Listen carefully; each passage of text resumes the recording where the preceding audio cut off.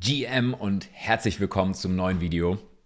Wir gucken uns heute an, was Willow ist, der neue Quantencomputerchip von Google und was er für einen Einfluss auf Bitcoin oder Krypto allgemein hat. Das Video heute auf Deutsch mal wieder, für alle, die kein Deutsch verstehen.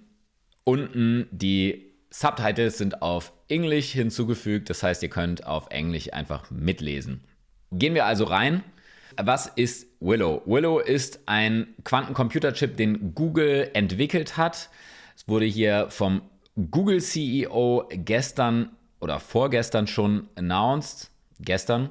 Was kann der? Der kann ein Problem in weniger als 5 Minuten lösen, wofür ein führender Supercomputer, ihr seht es hier unten, die grandiose deutsche Übersetzung, 10 hoch 25 Jahre gebraucht hätte, beziehungsweise 10 Septillionen Jahre. Septillion ist eine 1 mit 42 Nullen. Das muss man sich erstmal vorstellen. Also definitiv krass, was der Unterschied ist, denn diese Lösung, das ist quasi älter als es das Universum gibt. Und dieser Computer oder dieser Quantenchip, der macht es möglich, die Aufgabe in weniger als 5 Minuten zu lösen. Das zeigt einem, wie krass das Ganze ist.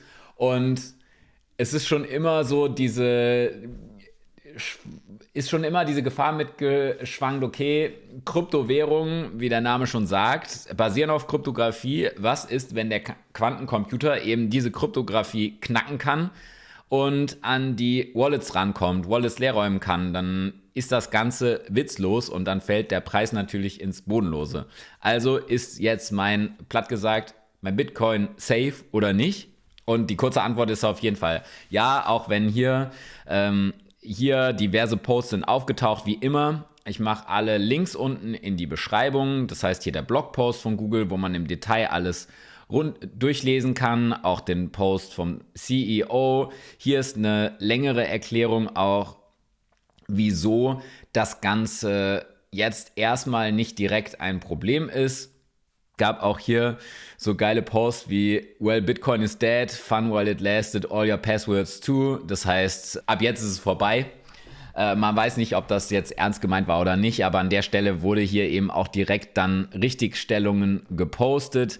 Hier an der Stelle sieht man das nochmal. Willow hat 105 Qubits, das ist quasi die Einheiten, in denen so Quantencomputer funktionieren. Ganz einfach gesagt, im Vergleich zu den Bits beim normalen Computer. Und man bräuchte eben 200 bis 400 Millionen Qubits, um das Ganze zu erreichen. Und man sieht hier den Fortschritt, hat er sich von ChatGPT zusammenfassen lassen. Also wir sind noch weit davon entfernt. Er sagt eben, man braucht zwischen 200 und 400 Millionen Qubits. Also fühlt sich das so an, als wenn wir meilenweit davon entfernt wären, weil eben Willow 105 hat.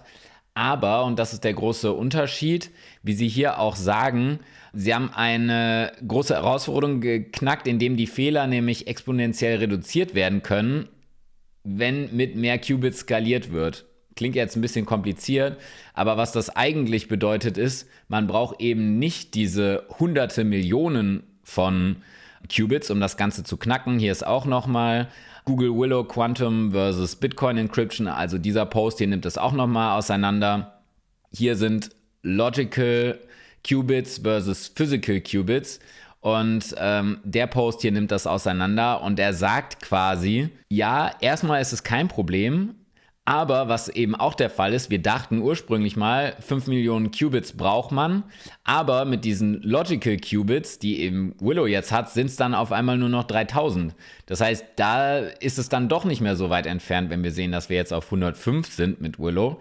Da ist man davon ausgegangen, dass mehr als 30 Jahre entfernt und wir kommen dem Ganzen dann ganz schön viel näher und er sagt, es ist dann nur noch 5 bis 8 Jahre entfernt von diesem Level, was man vielleicht braucht, um eben dann wirklich das Ganze zu knacken.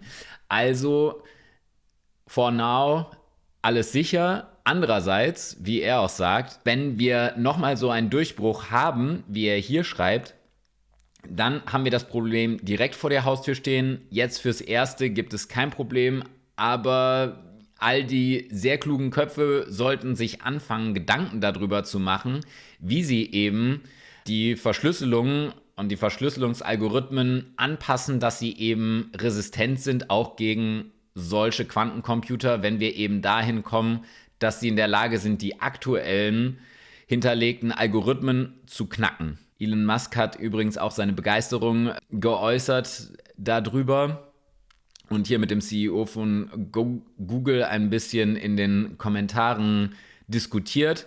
Was ich aber eigentlich noch ganz interessant fand, ist hier, there's the issue of Satoshis 1 Million Bitcoin. Es gibt immer noch das Wallet von Satoshi, wo wir immer noch nicht wissen, wer dahinter steckt. Und das ist tatsächlich noch in einem alten Verschlüsselungsverfahren.